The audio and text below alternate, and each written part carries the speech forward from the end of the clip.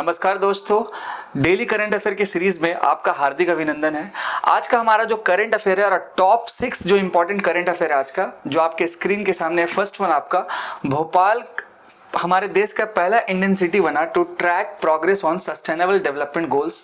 अब आपको ये रिमेंबर रखना है कि ये जो एसडीजी है इसको दो पार्ट में हम चलिए डिवाइड करते हैं। एक आपका यूनाइटेड नेशन का क्या है सस्टेनेबल डेवलपमेंट गोल्स, और इसके साथ साथ आपका NITI Aayog which is very very important organisation. जैसे कि दोस्तों आप सभी को पता है कि नीति आयोग क्या है, एक प्लानिंग कमीशन बॉडी है, और हम कह सकते हैं कि जो 5 वर्षीय योजना जो था 5 ईयर प्लान, उसका एक अपग्रेड वर्जन है। ठीक है, नेक्स्ट वन अगर हम दोस्तों बात करेंगे world migratory bird day, world migratory bird day, और ये जो टॉपिक आपका इसको कनेक्ट आप कर दीजिएगा एनवायरमेंट के सेक्शन से। और जैसा कि दोस्तों आप सभी लोगों को पता है कि रिसेंट्स में भी एनवायरमेंट डे था, ये पॉइंट भी आपको फैक्ट्स में रिमेंबर रखना है। थर्ड वन आपका रिसेंटली अभी समुद्र शक्ति जो है एक एक्सरसाइज हुआ। अब आप कमेंट सेक्शन में जरूर बताइएगा बाद में, अभी नहीं, कि 23 नाम का जो एक्सरसाइज ये किस कंट्री के बीच में हुआ और ये एक्सरसाइज जो ये होता क्यों है। ठीक है ना, ये भी पॉइंट आपको समझना है। फोर्थ वन काफ़ी इंपॉर्टेंट है कि रिसेंट में अभी सुप्रीम कोर्ट का एक अपने ही ओन जजमेंट्स को रिव्यू करते हुए डिफ़ॉल्ट बेल के ऊपर में एक अच्छा सा जजमेंट आया, और वो जजमेंट आपका 26 अप्रैल 2023 का था। तो सुप्रीम कोर्ट ने इस जजमेंट्स को देख करके लगभग डिफ़ॉल्ट बेल के ऊपर बहुत ही अच्छा सा एक स्टेटमेंट दिया, जिसके रिगार्डिंग इंडियन एक्सप्रेस और द हिंदू के एडिटोरियल में काफ़ी इंपॉर्टेंट कंटेंट्स है। ठीक है, इसके साथ साथ 5वां नंबर जो पॉइंट आपका कि राइट नाउ भारत और कनाडा के बीच में 6ठे नंबर का मिनिस्ट्रियल डायलॉग हुआ है ऑन ट्रेड एंड इन्वेस्टमेंट। जैसा कि दोस्तों आप सभी लोगों को पता है कि भारत और कनाडा का जो रिलेशन है वो आज से नहीं है, वो बहुत पुराना ही रिलेशन है। और अगर हम बात करेंगे इस पार्टिकुलर 6 नंबर पॉइंट्स के स्टेटमेंट्स को, तो ये आपके international relation which is called GS2 के पार्ट में काफ़ी हेल्प कर सकता है, और कहीं ना कहीं आपके प्रीलिम्स के सेक्शन में भी ये भी टॉपिक काफ़ी इंपॉर्टेंट है। इसके साथ जो 6ठा नंबर आपका पॉइंट है मिसलेनियस, यानी कि ऐसा करंट अफेयर जो इस टॉपिक में छूट चुका है। तो जैसा कि दोस्तों आप सभी लोगों को पता है कि करंट अफेयर का जो टॉपिक है वो काफ़ी इंपॉर्टेंट होता है। तो इस बीच में मिसलेनियस सेक्शन में Y20 कंसल्टेशन, ऐसा मान के चलिए कि अभी रिसेंटली G20 का जो मीटिंग चल रहा है और इस साल हमारी जो देश है वो इसको होस्ट कर रही है, तो Y20 कंसल्टेशन भी एक काफ़ी न्यूज़ पे चल रहा है। इसके बाद आपका लोकस्ट आउटब्रेक ये काफ़ी न्यूज़ पे है। इसके बाद आपका थाईलैंड का इलेक्शन काफ़ी न्यूज़ पे है, और इसके साथ साथ एक और इम्पॉर्टेंट पॉइंट आपको कि इंडिया का स्पेस पॉलिसी साल 2023 का ये जो न्यू आया है स्पेस पॉलिसी ये, और सबसे इम्पॉर्टेंट पॉइंट है अभी के 3 पैरेंट बेबी, ये काफ़ी न्यूज़ पे है। 3 पैरेंट बेबी जिसको हम लोग माइटोकॉन्ड्रियल रिप्लेसमेंट थेरेपी बोल सकते हैं, और आप जिस एरिया में मान लीजिए रहते होंगे तो नॉर्मल उसके आसपास आपको IVF सेंटर दिख रहा होगा, इन विट्रो जिसको हम लोग बोलते हैं फर्टिलाइजेशन। सो इसके रिगार्डिंग काफ़ी अच्छा ये स्टेटमेंट आया, काफ़ी अच्छा न्यूज़ आया माइटोकॉन्ड्रियल रिप्लेसमेंट थेरेपी के ऊपर में। तो इसमें एक सेपरेट सेशन जाएगा, बिकॉज वो आपका GS3 का पार्ट है और काफ़ी इंपॉर्टेंट है। कहीं ना कहीं उससे प्रीलिम्स में भी और मेंस में भी काफ़ी सारा क्वेश्चन बन सकता है। तो आइए शुरुआत करते हैं। फर्स्ट वन, भोपाल जो हमारे भारत का पहला शहर बना, इसके रिगार्डिंग बात करते हैं। First one, Bhopal has taken a significant step towards localizing the United Nations mandated sustainable development goals।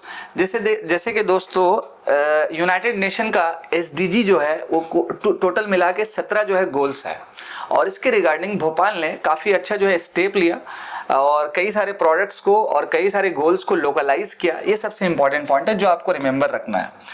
Become the first city, कहीं ना कहीं फैक्चुअल बेस्ड क्वेश्चन ये आपसे पूछा जा सकता है। ठीक है, इसके साथ साथ आपको VLR ये रिमेंबर रखना होगा, voluntary local reviews. Then in साल 2015 में क्या हुआ था कि ऑल 193 मेंबर जो है states of the United nation adopted the agenda 2030। इस फैक्ट्स को आप रिमेंबर रखें, और कहीं ना कहीं यूनाइटेड नेशंस के बारे में आपको सेपरेट पढ़ना काफ़ी इंपॉर्टेंट है, बिकॉज ये जो ऑर्गेनाइजेशन है ये हर जगह डोमिनेट करती है। इस चीज़ को आपको रिमेंबर रखना होगा। विच कंसिस्ट ऑफ 17 गोल, हम लोग उस गोल्स को भी समझेंगे एक पिक्चर्स के वाइज में, और जिसका टारगेट है 169। Member state report there progress towards this goal through voluntary national review that is called VNR, और इसके साथ साथ ये रिपोर्ट सबमिट होगा United nation high level political forum के पास में। तो यहाँ पर आपको भोपाल रिमेंबर रखना है, जो यूएन का सस्टेनेबल डेवलपमेंट गोल्स का सबसे पहला जो है आपका सिटी बना है, जो इसके अकॉर्डिंग चल रहा है, इसके अकॉर्डिंग जो है इसको प्रोसेस पे मतलब कि इसको चलाया जा रहा है इसको, ठीक है। ये पॉइंट को आपको अच्छे से समझ के चलना है। नेक्स्ट वन, अगर हम बात करेंगे सस्टेनेबल डेवलपमेंट गोल्स का यूनाइटेड नेशन का, तो कुछ इंपॉर्टेंट जो गोल है जो आपको अच्छे से समझना है। फर्स्ट वन आपका नो पॉवर्टी, सेकंड जो गोल है आपका वो जीरो हंगर के ऊपर में। नेक्स्ट वन आपका good health and well being, इसके साथ आपका फोर्थ नंबर क्वालिटी एजुकेशन, पांचवें नंबर का जेंडर इक्वलिटी, छठे नंबर में आपका क्लीन वाटर एंड सैनिटेशन है। इसके साथ साथ अगर हम बात करें सातवें नंबर का तो अफोर्डेबल एंड क्लीन एनर्जी, आठवें नंबर पॉइंट में आपको रिमेंबर रखना है decent work and economic growth, ninth number में आपका industry innovation and infrastructure, 10th number point reduced inequalities, इसके साथ 11वें नंबर में सस्टेनेबल सिटीज एंड कम्युनिटीज, 12वें नंबर पॉइंट में आपका रिस्पॉन्सिबल कंजम्पशन एंड प्रोडक्शन, 13वें नंबर पे क्लाइमेट एक्शन, और ये काफ़ी इंपॉर्टेंट गोल है sustainable development goal United Nations के अंदर में। उसके साथ 14वें नंबर पॉइंट आपका लाइफ बिलो द वाटर, यानी कि समुंदर के नीचे जितनी भी मतलब कि आपकी चाहे मछली है या और भी जितनी भी ऑर्गेनिज्म है छोटी छोटी, तो उनका लाइफ के बारे में ये 14th नंबर गोल है।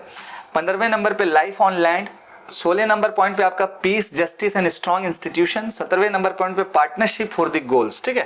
तो ये आपको रिमेंबर रखना है कि ये यूनाइटेड नेशन का टोटल 17 गोल है। तो कहीं से भी फैक्चुअल आपसे क्वेश्चन यहाँ से पूछा जा सकता है आपके प्रीलिम्स में और स्पेशली आपके मेंस में। ये जो गोल है इसके रिगार्डिंग कई सारा क्वेश्चन जो है वो बन सकता है।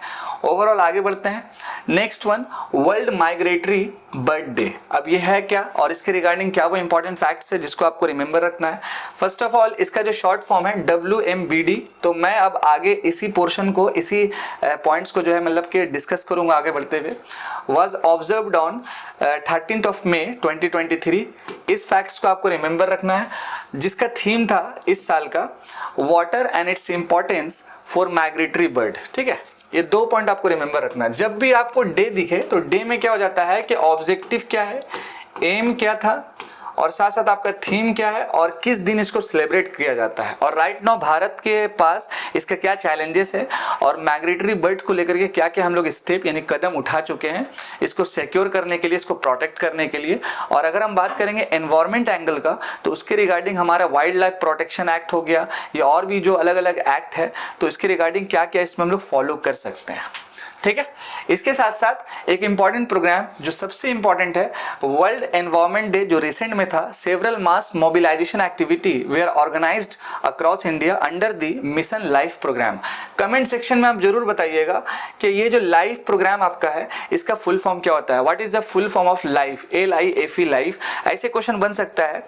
Recently seen in news life, what is I stands for, इस टाइप से भी क्वेश्चन आपका फॉर्म हो सकता है।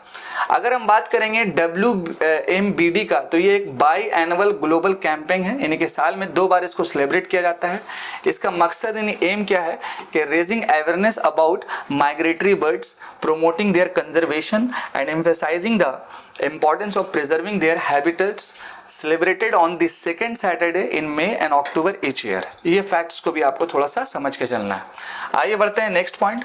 नेक्स्ट हमारा समुद्र शक्ति 23 नाम का जो एक्सरसाइज है, ये भारत और इंडोनेशिया के बीच में रहता है। अगर हम बात करेंगे इंडोनेशिया का क्या सिग्निफिकेंस है भारत के लिए, तो ये आपका GS2 में IR का टॉपिक है। और जैसा कि दोस्तों आप सभी को पता है कि भारत और इंडोनेशिया का जो रिलेशन है काफ़ी बेहतरीन है और इंडोनेशिया जो है हमारे लिए काफ़ी इंपॉर्टेंट रखता है। कई सारा हम लोग ट्रेडिंग भी करते हैं वहाँ पे। इंडोनेशिया क्या है कि एक मुस्लिम कह सकते हैं कि डोमिनेंट कंट्री है, इसके साथ साथ टूरिज्म कंट्री है। कई सारा जो आपका पाम ऑयल है हम लोग इंडोनेशिया से जो है इम्पोर्ट करते हैं। टूरिज्म सेक्टर में काफ़ी आगे है ये, तो ये सारे एंगल्स को आपको समझना होगा, ठीक है। जैसा कि आप देख सकते हैं कि इंडोनेशिया और यहाँ पर आपको जकार्ता दिख रहा है। देन इसके साथ साथ आपको पापुआ न्यू गिनिया ये रिमेंबर रखना है। फिलीपींस इसके नॉर्दर्न साइड्स में है, ये पॉइंट देख के चल सकते हैं। इसके बगल में आपका सिंगापुर जो काफ़ी इंपॉर्टेंट कंट्री है। देन आपका मलेशिया, ठीक है। तो ये फैक्ट्स को थोड़ा समझ के चलना पड़ेगा, मैप को भी थोड़ा समझ के चलना पड़ेगा। भारत ने इस बार एक एक्सरसाइज किया जो एक बायलैटरल एक्सरसाइज है समुद्र शक्ति के नाम से, जिसको हम लोग नेवल एक्सरसाइज भी कह सकते हैं, जिसमें INS कवरत्ती एक indigenously designed and built ASW corvette है, अराइव्ड इन बताम इंडोनेशिया। अब बताम कहाँ पे है? इंडोनेशिया में। कहाँ क्या पहुंचा है? तो INS कवरत्ती पहुंचा है। ये एक्सरसाइज किसके बीच में? ये इंपॉर्टेंट है। कौन सा एडिशन है वो इंपॉर्टेंट है। टेकिंग प्लेस फ्रॉम 14 से 19 ऑफ मई। कब से कब तक होगा? द एक्सरसाइज का एम क्या है? To enhance interoperability, jointness and mutual cooperation between the Indian and Indonesian navies. ये पॉइंट आपको अच्छे से पॉइंट पकड़ के चलना है। उसके बाद आपका Dornier maritime patrol aircraft and Chetak helicopter are also participating. अब ये जो चेतक हेलीकॉप्टर ये भारत का होगा और ये डॉर्नियर कहाँ का होगा? तो आपका इंडोनेशिया का होगा। ये पॉइंट को समझ के चलना है। देखिए कभी कभी एक्सरसाइज में क्या होता है कि ये डिफेंस, ये जो एक्सरसाइज है आपका मिलिट्री है, देन आपका एयरफोर्स का है या नेवी है। तो समुद्र शक्ति नाम से ही समझ में आ रहा है कि ये जो एक्सरसाइज है ये आपका नेवल एक्सरसाइज है। ठीक है, आइए बढ़ते हैं नेक्स्ट पॉइंट की तरफ। डिफॉल्ट बेल, ये काफी चर्चा में है। डिफॉल्ट बेल सबसे पहले हम लोग समझेंगे कि वाई इन न्यूज ये चर्चा में क्यों है। तो जैसा कि दोस्तों आप देख रहे हैं स्क्रीन पे कि रिसेंटली अभी सुप्रीम कोर्ट का एक स्टेटमेंट आया, या कह सकते हैं कि एक जजमेंट्स आया लोअर कोर्ट्स को इंस्ट्रक्शन देते हुए। ठीक है, supreme court has instructed lower courts, जैसे सुप्रीम कोर्ट ने मान लीजिए हाई कोर्ट को, और इसके साथ साथ मान लीजिए आपका सब ऑर्डिनेट कोर्ट जो रहती है यानी लोअर कोर्ट, इसको इंस्ट्रक्ट दिया कि default bail pleas in criminal cases when the charge sheet is not filed within 60 और 90 डेज। जैसा कि दोस्तों मालूम है, एक चीज आपको इसमें कॉन्सेप्चुअल समझा देते हैं।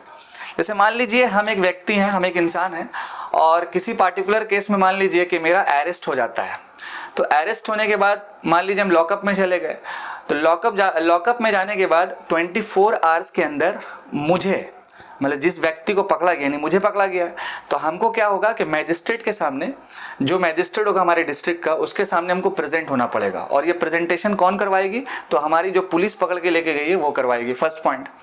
इसके साथ साथ जो भी केस मेरे ऊपर बनेगा, चोरी का, डकैती का, XYZ जो भी केसेस है, तो उसके बाद क्या होता है, FIR होने के बाद मान लीजिए मेरा मैजिस्ट्रेट के सामने हाजिरी हुआ और एक चार्जशीट फिर बनता है मेरे ऊपर। चार्जशीट क्या बनेगा कि उस केस का पूरा डिटेल, यानी कि क्या हुआ, कब हुआ, कैसे हुआ, क्यों हुआ, मतलब सारा कहानी चार्जशीट होता है। और इस चार्जशीट बनाने का जो प्रोसेस होता है लगभग मान के चलिए कि 60 से 90 दिन तक लग जाता है। ठीक है, जिसको हम लोग क्या बोलते हैं? चार्जशीट बोलते हैं।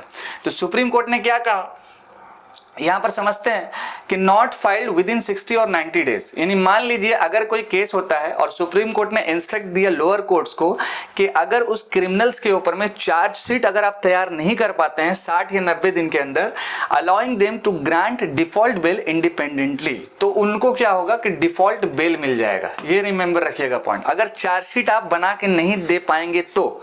ठीक है, without relying on its own judgement of, एक इंपॉर्टेंट फेमस जजमेंट आया Ritu Chhabria versus Union of India 26 अप्रैल 2023 को, और इसी जजमेंट्स को देखते हुए इन्होंने ये सारा कुछ बताया। अब रितु छबरिया का जजमेंट में क्या था थोड़ा वो समझ लेते हैं। The right of default bail under section 167 sub section 2 of the CRPC। ठीक है, यानी कि राइट ऑफ डिफॉल्ट बेल ये किसके अंदर आता है? तो CRPC which is called criminal procedure code 167 sub section 2, जिसके अंदर आता है not merely A statutory right but a fundamental right that flow from article 21। ये पॉइंट को आपको समझना है। The Constitution to protect accused person from the unfettered and arbitrary power of the state। कहने का मतलब यह है कि अगर कोई पुलिस पर्सनल 60 से 90 दिन के बीच में चार्जशीट अगर वो जमा नहीं करता है तो जो एक्यूज्ड पर्सन जिसको वो गिरफ्तार किया हुआ है उसको रिलीज करना होगा। यही होता है आपका डिफॉल्ट डिफॉल्ट बेल। लेकिन हमारे देश में कई प्रकार का बेल है, जैसे आपका रेगुलर बेल, उसके बाद इंटरिम बेल, देन आपका डिफॉल्ट बेल। इस चीज़ को भी हम लोग समझेंगे कि ये सारा चीज़ क्या होता है। देन इसके बाद क्या ये हर केस में मतलब कि हो सकता है ये जो प्रोसेस है? तो नहीं, कुछ स्पेशल केसेस को जो है छोड़ करके, कुछ स्पेशल केसेस में अगर कोई मान लीजिए पकड़ाता है और उसके ऊपर मान लीजिए वो कानून अगर लगता है, एक्ट लगता है, तो उस पर आपको ये डिफॉल्ट बेल नहीं मिल पाएगा। तो उस प्रोसेस को भी थोड़ा समझते हैं। आइए नेक्स्ट वन देखिए, अगर हम बात करें डिफॉल्ट बेल का इन डिटेल में, तो this is a right to bail that accrues when the police fail to complete investigation within specified period in respect of a person in judicial custody. देखिए, एक तो इंपॉर्टेंट पॉइंट है कि police custody क्या होता है, judicial custody क्या होता है, तो इस पर एक सेपरेट लेक्चर है कि पुलिस कस्टडी हम लोग किसको बोलते हैं और जुडिशियल कस्टडी हम लोग किसको कहते हैं, ठीक है। इसके बाद it is also known as statutory bail. This is enshrined in section 167 subsection 2 of the CRPC 1973, जो आपको मैंने पहले ही बताया डिफॉल्ट बेल के रिगार्डिंग। नेक्स्ट पॉइंट, अगर हम बात करेंगे क्या ये डिफॉल्ट बेल हर जगह अप्लाई है, नहीं, no, it's big no, because special कुछ इंपॉर्टेंट जो केसेस है, जैसे some special law like narcotic drugs and psychotropic substances act, the time period for investigation may be different such as 180 days। यानी अगर कोई बंदा इस केस में फंसता है और उसके ऊपर ये कानून अगर लगता है तो वहां पर क्या हो जाएगा कि 90 days plus 90 days is equal to 9 कितना हो गया 18, यानी कि 180 दिन। यानी कि 180 दिन में फिर क्या करेगी कि जो पुलिस पर्सनल है वो चार्जशीट फाइल करेगी। इसके बाद सेकंड पॉइंट UAPA, जैसा कि आपको स्क्रीन पे दिख रहा है, अनलॉफुल एक्टिविटीज प्रिवेंशन एक्ट 1967। इस केसेस में भी क्या होगा कि जो लिमिट है आपका या तो 90 डेज रहेगा only, which can be extended to another 90 days UAPA के रिगार्डिंग। यानी पहला 90 डेज और ये एक्सटेंड हो सकता है 90 डेज। यानी ये दो कंडीशन आपको रिमेंबर रखना है जहां पर डिफॉल्ट बिल जो है ये अप्लाई नहीं हो पाएगा। आगे बढ़ते हैं दोस्तों, कुछ इंपॉर्टेंट जजमेंट्स देख लेते हैं इसके रिगार्डिंग, डिफॉल्ट बिल के रिगार्डिंग। फर्स्ट वन आपका CBI versus Anupam J Kulkarni 1992। इसमें सुप्रीम कोर्ट ने कहा था कि a magistrate can authorise police custody for a maximum of 15 days. और यकीन मानिए अभी रिसेंट में था इंडियन एक्सप्रेस पे इसके रिगार्डिंग एक खतरनाक लेवल पे आर्टिकल आया था, ये आपका पुलिस कस्टडी को लेकर के, after the arrest of the accused. और सेकेंड पोर्शन आपका Uday Mohan Lal Acharya versus state of Maharashtra 2001। इसमें सुप्रीम कोर्ट ने कहा while relying upon the judgment of Sanjay Dutt versus state held that the accused shall be set to avail of his right to default bail when he files an application for the same and not when he is released on default bill. ठीक है, इस point को भी remember रखना। दो important landmark cases को remember रखना जो काफी महत्वपूर्ण, काफी इंपॉर्टेंट है। नेक्स्ट वन अगर हम बात करेंगे टाइप्स ऑफ बिल के रिगार्डिंग, तो फर्स्ट ऑफ ऑल आपका there are 3 types of bail. First one आपका रेगुलर बिल, नेक्स्ट वन आपका इंटरिम बिल और थर्ड वन आपका है एंटीसिपेटरी बिल। और ये जो बिल है ये काफी न्यूज पे रहता है। रेगुलर बिल हम नॉर्मल किसको कह सकते हैं कि मान लीजिए कोई पर्सन जो ऑलरेडी अरेस्ट है, मतलब जिसका जो है जो एक्यूज्ड है ऑलरेडी और वो अरेस्ट है, तो उसको रेगुलर बेल मिलेगा। यानी कि वो क्या करेगा कि मामा के घर जाएगा और मामा के घर से निकलेगा, जैसे हम लोग सुनते हैं, मतलब पुलिस स्टेशन गया फिर वहां से निकला, यानी सॉरी जेल में जाएगा और जेल से बाहर आएगा। वो उस पोर्शन पे क्या हुआ कि रेगुलर बेल लेना पड़ता है। ठीक है, तो रेगुलर बेल का जो प्रक्रिया है या प्रोसेस है तो वो किस सेक्शन में लिखा हुआ है तो वो भी हम लोग थोड़ा देख लेते हैं। It is a direction given by the court, any court within the country to release a person who is already under arrest, जो मैंने पहले डिस्कस किया। For such bail, a person can file an application under section 437 and 439 of the CRPC। अब जैसे 437 और 439 जो CRPC का है ये आपका रेगुलर बेल के ऊपर में है, लेकिन जो 438 है CRPC का ये आपका एंटीसिपेटरी बिल पे है, आपको दिख जाएगा। देखिए 438 ये किसके लिए है, एंटीसिपेटरी बिल पे है, तो ये भी क्या होता है इस पे भी हम आएंगे। इंटरिम बिल क्या होता है, सेकंड वन कि bell granted for a temporary and short period. जैसे मान लीजिए कि हमको रेगुलर बेल मतलब कि नहीं मिला और ना ही मान लीजिए एंटीसिपेटरी बेल जो है उसका भी, वो तो एक अलग सा प्रोसेस, वो हम बता देंगे आपको, पहले ये समझते हैं। Bell granted for a temporary and short period by the court till the application seeking anticipatory bail और रेगुलर बेल। मान लीजिए अगर हम दो तरह का बेल का अप्लाई किए, एक रेगुलर का एक आपका एंटीसिपेटरी का, लेकिन इसका कुछ भी अप्रूवल नहीं आया, तो इस बीच में हम लोग इंटरिम बेल भी ले सकते हैं। ये प्रोविजन है, ये रिमेंबर रखना है। लास्ट वन आपका एंटीसिपेटरी बेल क्या होता है, जो सीआरपीसी के सेक्शन 438 में है। जैसे मान लीजिए अगर हम कोई क्राइम किए लेकिन वो पुलिस को पता नहीं है, लेकिन मेरे सोसाइटी को मालूम है और हमको मालूम है, तो हम क्या करेंगे कि हम खुद से जाकर के बोल देंगे कि दादा हम क्राइम किए हैं पुलिस स्टेशन में और हमको जो है अरेस्ट कर लीजिए। अगर मान लीजिए पुलिस अगर अरेस्ट नहीं करेगा तो हम कोर्ट भी जा सकते हैं, तो इसको बोल देते हैं हम लोग एंटीसिपेटरी बेल। और इसका जो प्रोविजन है आपका वो सीआरपीसी का सेक्शन 438 में है। ये पॉइंट आपको रिमेंबर रखना है 1973 का, ठीक है। नेक्स्ट वन हम लोग आगे बढ़ते हैं। क्वेश्चन ऑफ द डे, जो सबसे फेमस चीज है कि in which of the following group are all the 4 countries member of G20, ठीक है। ये यूपीएससी के प्रीलिम्स में साल 2020 में ही क्वेश्चन पूछा गया था कि G20 का जो आपका जो ग्रुप्स होता है, तो इसमें से कौन सा वो ऑप्शन है जिसमें मतलब कि वो राइट ऑप्शन है, ये आपको चूज करना है, ठीक है। 4 country, option A Argentina, Mexico, South Africa and Turkey. Option B आपका Australia, Canada, Malaysia and New Zealand. Option C Brazil, Iran, Saudi Arabia and Vietnam. और ऑप्शन डी है आपका Indonesia, Japan, Singapore and South Korea. आप comment section में इस particular questions का जरूर answer दीजिए।